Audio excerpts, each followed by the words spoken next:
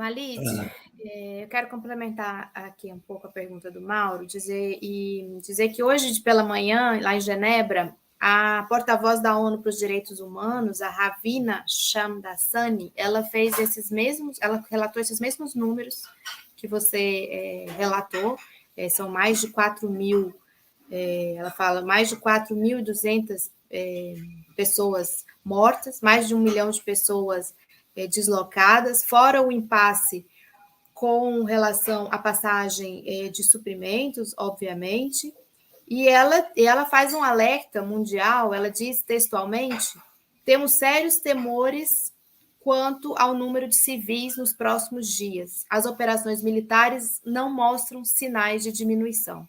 O cerco contínuo a Gaza está afetando o abastecimento de água, alimentos, medicamentos e outras necessidades básicas, e há indícios diários de violações das leis de guerra e da Lei Internacional dos Direitos Humanos. Ela fala de 11 jornalistas palestinos mortos, 28 equipes médicas, 14 funcionários da ONU, e ela diz ainda não se sabe quantos corpos mais podem estar enterrados nos escombros.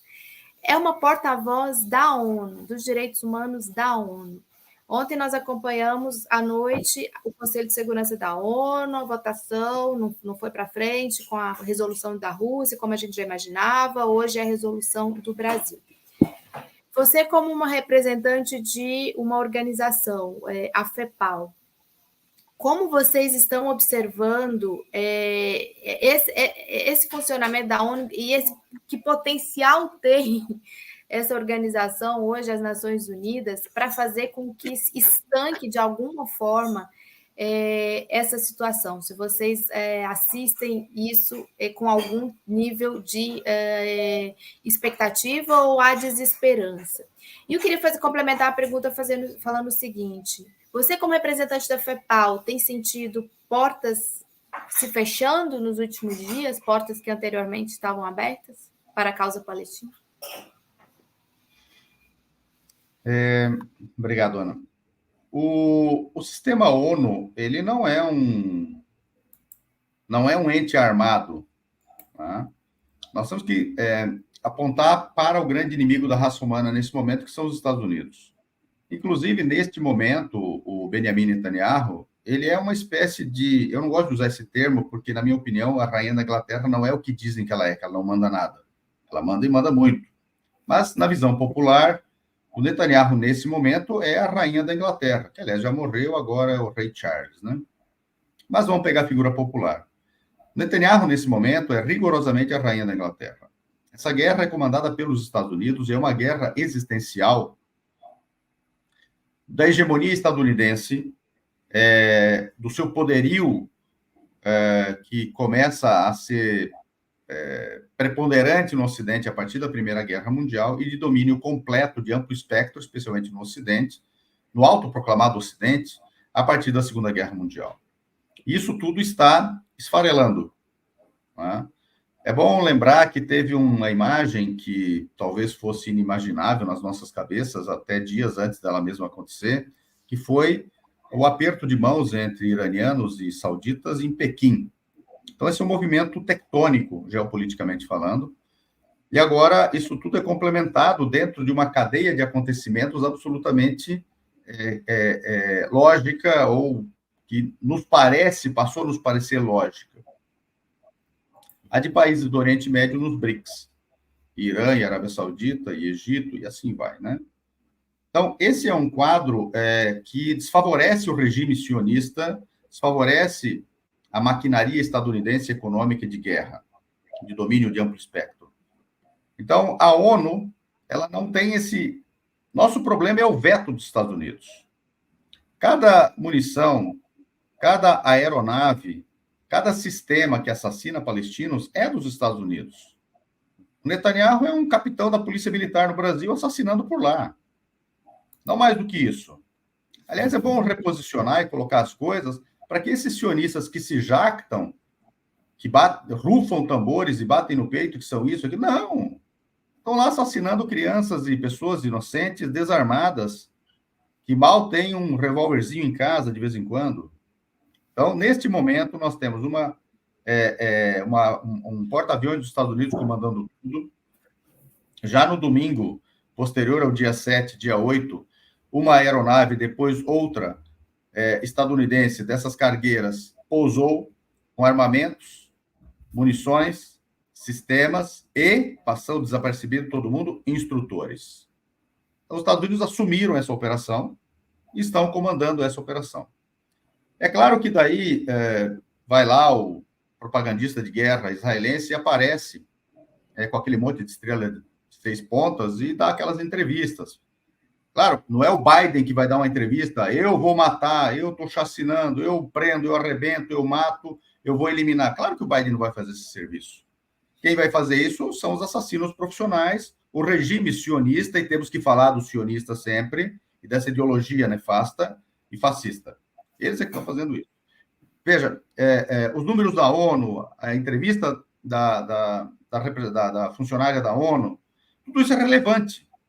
Mas nós temos centenas de resoluções da ONU e outros relatórios da ONU. Quando somamos tudo, eles passam de 1000, porque tem os da Assembleia Geral das Nações Unidas, da Assembleia Geral, tem os do Conselho de Segurança e tem do Sistema ONU de um modo geral. Só de relatórios relatando o apartheid são 6 da ONU. Isso tudo Israel descumpriu solenemente. Tem uma resolução que nunca ninguém dá bola para ela, que é de 11 de maio de 49, que é a 273/3, que admitiu Israel como Estado-membro da ONU. E ela tinha 2 cláusulas condicionantes, essa resolução. Tinha, não. Tem. Uma delas, acatar a resolução 181, a resolução da chamada da partilha da Palestina, que é de 29 de novembro de 1947, que, na pior das hipóteses, portanto, restauraria o futuro Estado palestino para os palestinos na própria Palestina sua, em 42,9%, portanto, parcela mínima do seu território. E a resolução 194, de 11 de dezembro de 1948, também da ONU, que reconhece que houve limpeza étnica e determina o retorno dos refugiados. Então, haveria, na pior das hipóteses, uma restauração dos elementos territoriais planejados pela ONU, injustos, evidentemente, infelizmente, e a restauração demográfica. Israel aceitou acatar e implementar essas 2 resoluções em troca de ser admitido como Estado-membro da ONU. Isso não foi acatado. Israel não respeitou até hoje uma só resolução da ONU. Então, esta é a relação e a importância da ONU. Quanto às portas, veja, como eu disse, não se trata de uma continuidade pura e simples. Se trata de um elemento novo.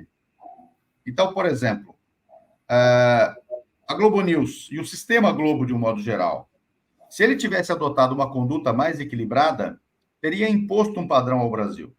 Quem inaugurou a conduta desequilibrada e a conduta de comando do genocídio midiático no Brasil foi o sistema Globo. Então, nós temos hoje uma grande central, uma propaganda de guerra, que foi assim que a gente denunciou já no sábado, e acertamos ao denunciar isso. Então, nós temos uma central Goebbels News, né? Goebbels de comunicação, de limpeza étnica, que passou a funcionar. E desde aquele momento até hoje, reiterados pedidos e os demais grandes veículos de comunicação nos negaram a possibilidade, por exemplo, de entradas ao vivo. O que fizeram para dar um cala-boca? Mandaram algumas equipes de reportagem falar conosco para depois de 10 horas de demonização nos darem 3 segundos de uma sonora. E quem fez jornalismo, trabalha com jornalismo, eu fui 11 anos da minha vida jornalista, sabemos o que isso significa. Então, não há portas fechadas que não estivessem fechadas antes. Elas apenas mudaram o seu método, né? Essa nova conflagração em que provavelmente aquilo que nós vimos em Fahrenheit, aquilo que nós vimos em The Running Man, que é aquela grande indústria de mentira permanente que envolve todas as pessoas e torna a vida delas aquela mentira, está em andamento. Nós temos um fascismo global realizado a partir do sistema midiático que seguramente foi percebido neste momento. E é esse o grande perigo. No mais, pelo contrário, abriram-se mais portas. Porque, e aqui eu queria fazer uma uma ponderação crítica, mas nem de longe para tecer, fazer bola dividida. A narrativa foi tão poderosa que ela colocou na defensiva e na incompreensão mesmo vastíssimos setores do campo democrático e popular no Brasil.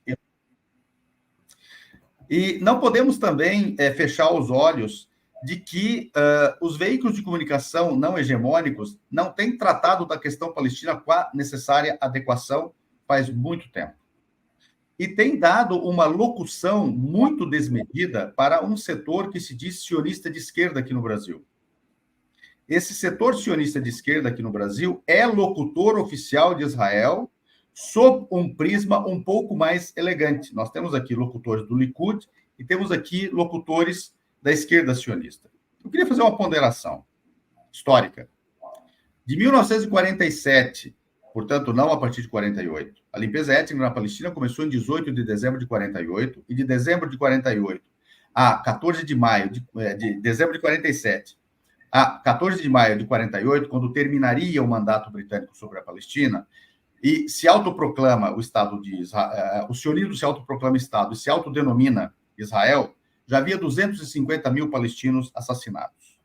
E depois, uma aplicação já como Estado da limpeza étnica, do seu prosseguimento, leva a que até 88% dos palestinos, nos 78% tomados naquele momento para Israel se tornar o que é hoje, foi realizado pela esquerda sionista, comandada por um socialista, ou autoproclamado socialista, Ben-Gurion.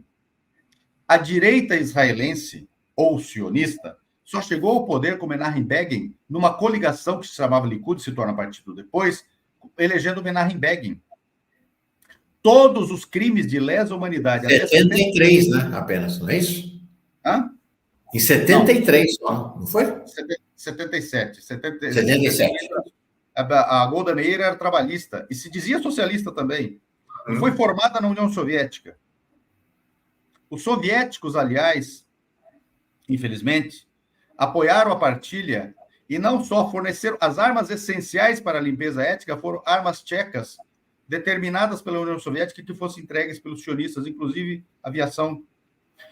O Andrei Gromyko era o representante da União Soviética nas Nações Unidas naquele momento, e eu falo isso com dor, porque eu sou do campo democrático e popular, e a minha tradição é uma tradição dessa vertente da qual eu estou agora narrando esse episódio lamentável. O Andrei Gromyko e a União Soviética se opuseram à Resolução 194, de retorno dos refugiados. Os Estados Unidos, naquele momento histórico, opuseram um embargo de armamento e munições, e não há uma única arma ou munição estadunidense que promoveu a limpeza étnica na Palestina. Então, o reposicionamento histórico para a questão palestina e um conjunto de léxicos também precisa ser revisado, porque essas imprecisões estão prejudicando a comunicação correta e o posicionamento histórico da questão palestina, e essa é uma autocrítica, na verdade, que eu considero que os palestinos e seus descendentes, onde quer que estejamos, devemos fazer também, porque a gente não está contribuindo adequadamente para a solidariedade palestina.